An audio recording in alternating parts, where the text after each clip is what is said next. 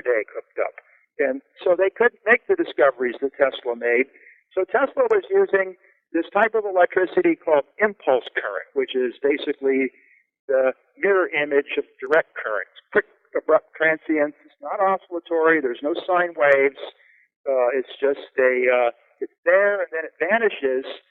And then when you make reference to Ernst Gilliman's writings about these surface waves and the radio work of Reginald Fessenden, who was surface waves, and the radio work of Massey, who was broadcasting or transmitting through the magnetic lines of force themselves as a medium, like wires, Tesla, through his experiments and the waveforms he was using, quite possibly discovered modes of electrical transmission that are just completely neglected. You can't say, oh, well, Tesla was just, it was just radio waves, or it was just electrostatic fields, or it was just this or just that, and we can go, with Ohm's law and geometry and all these things and fit everything that Tesla did in a strange way, but fit it into conventional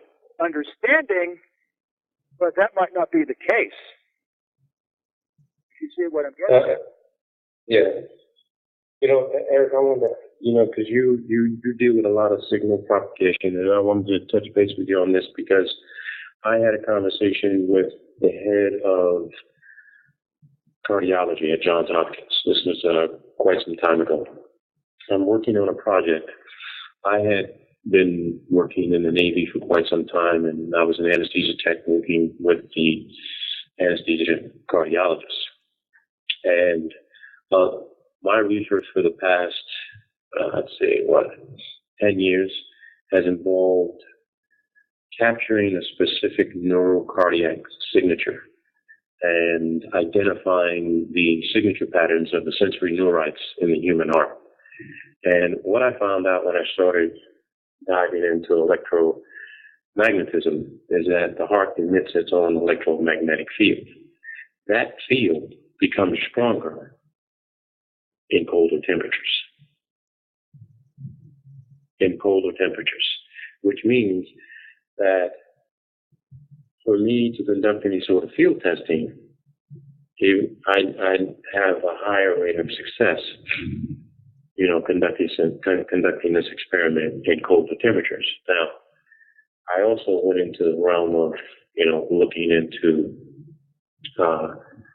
advanced Wi-Fi and turning current Wi-Fi into a biomedical measurement and signature intelligence device, whereby instead of it picking up radio frequency signals and transmitting them, it would actually pick up the specific signature that every single human heart gave off from the SA node. The SA node is the first electrical spark actually functioning within 3 to 4 weeks of conception. It's the first signal present in the human body. The heart hasn't formed, the brain hasn't formed, and none of the other neurological systems have formed. You just have this small piece of fibrous neurological tissue firing on an oscillator, on a echograph, creating the sound that you would hear when a mother's pregnant 3 or 4 weeks. So my thought was this: it took me into another area with regard to the resonance of the sun and what that frequency was. And a lot of the research I've been finding out is that the resonance, the sound and signature of the sun is nearly identical to the same electromagnetic field signature of the human heart. And then it took me into another area regarding the electromagnetic field supposedly around the Earth. And being in the Navy, I discovered something interesting looking at the National Oceanic website, the USGS, is that the further you sail outward, away, out from large land masses, the colder it gets. The colder the air temperature and the water temperatures get. So Could it be possible, the further you get out from land masses, in every which direction from the center surface of the Earth, out in the waters, we know that electromagnetic strengths and fields increase in colder temperatures and decrease during warmer temperatures.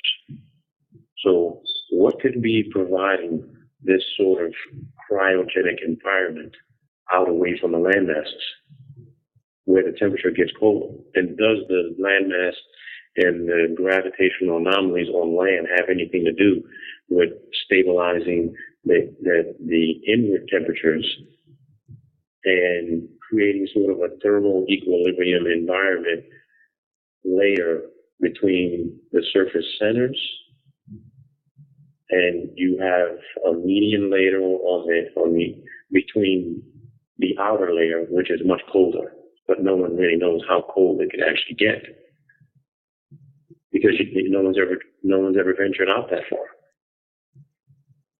Does that make any sense? Because sometimes I get out in these things where everything starts to branch out in all these different directions, but I know for a fact when I've seen, and I've been in the observatory deck doing open heart surgeries, they put the heart in a cryogenic environment. They pour saline inside the chest that's been frozen, that's been dropped down to a particular temperature to literally slow down all of the activity in the human heart. And literally, when they are finished what they're doing, I've seen cardiac surgeons just basically flick the heart like they're trying to test for the ripeness of a watermelon or a cantaloupe, and it immediately starts with no paddles, no electrical, jump starter charge. Some patients require electrical jump starter charge, but I found out that the SA node could literally, the entire electrical activity of the heart could be restarted with a 9-volt battery. A 9-volt battery. You don't require 100, 200, 300 joules of electricity. You can get it started with a 9-volt battery. Yeah, well, that makes sense. I just wanted to hear what the heart is operating on anyway. So, they hit the thing with a half an amp of electric current. It doesn't sound necessary. That 9-volt battery, in a conductive environment like that, actually puts out a rather substantial current. Not surprising. Yeah, exactly. Restarts the heart. Probably even a smaller quantity of electric charge would do it. It'd be interesting in the experiment to see what the minimum electric charge is. Otherwise, what you're talking about is kind of outside of my field, so I don't know exactly what to say, but it's quite evident that things are a lot more complex than we're led to believe, and to use the term electromagnetism is not really correct anymore, because electromagnetism is just one very isolated coordinate and dimensional reality, and there are so many different fields. You can turn to the work of Wilhelm Reich for that, and his orgone, and the electrostatic researches of Nikola Tesla, and the stuff that Ernst Gilliman talks about, and whatever, and electromagnetism. You say it's electrostatic. It's electrostatic, not electromagnetic. Yeah, Tesla's technology was all electrostatic. Electrostatic's not really the right word. Steinmetz sought other terms, and he called it dielectric field. But there's a complication with that because the dielectric supports both magnetic and electrostatic induction. So to come up with a language to describe this stuff can be rather difficult. That's one of the immense difficulties I have in writing my books and presentations, is to keep a consistent notation, because particularly with the Versor algebra book, because the electromotive force E has so many different configurations that it's very difficult to come up with any kind of sensible arrangement that doesn't have such a clutter of subscripts that you can't visualize it anymore. So yeah. Then another complication, like in the transmission books I'm writing, is the word voltage has no meaning. Current does, but the word voltage has no meaning. And that's something that's not understood, is the term voltage. It's interesting to hear. Go ahead. It's interesting to hear that from an electrical engineer. I said that to a professor who was teaching a physics course I was taking, and it pissed him off for me to physics is a denial of electricity. So physics fancies itself as having the absolute knowledge of the eternal and infinite universe, and all it is a big masturbation process. There is no science of electricity anymore. It died. All that died when Einstein came into being. Is electricity was basically pronounced dead. And if you try to get funding in any of these areas, like I'm working on with, geological, or in your case, life sciences, or any of that type of stuff, and you try to equate what's going on to an electrical situation, you're the bad guy. You're not supposed to. There is no electricity. Everything is thermodynamic and mechanical. And so, situation, everyone parrots voltage.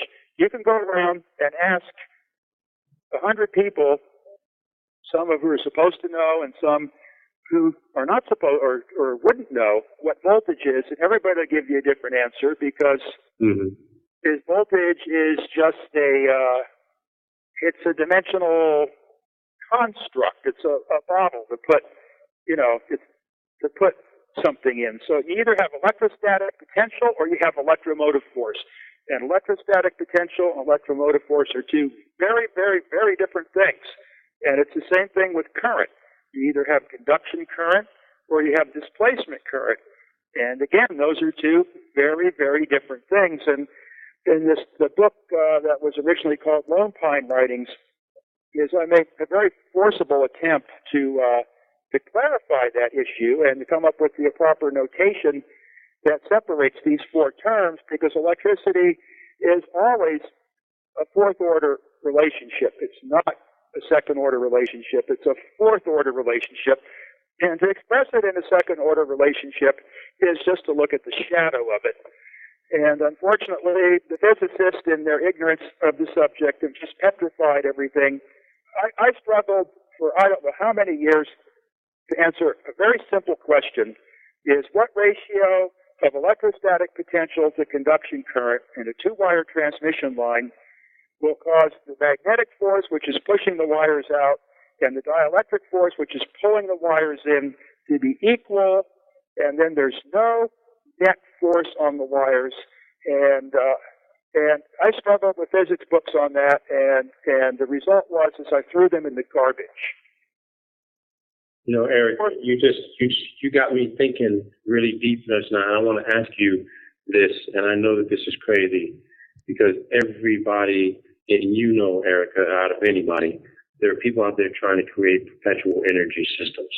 Okay, and you just got me thinking about something that was shared with me by an MIT professor, and he sent me an equation. He sent me Planck's equation on black body radiation. And this is my thought with regard to electricity.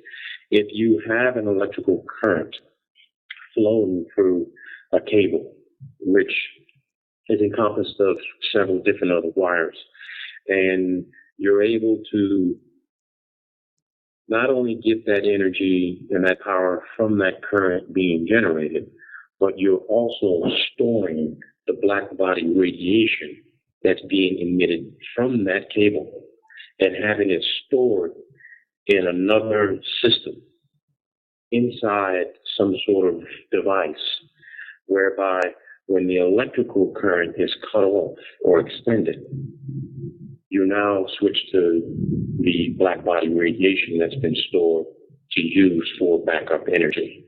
And I'm not sure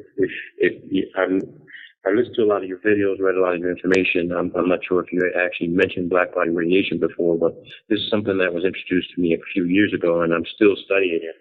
And it just became very interesting, because I had been working on this technological capability with Wi-Fi, and I was missing something in a lot of the math and the algorithm.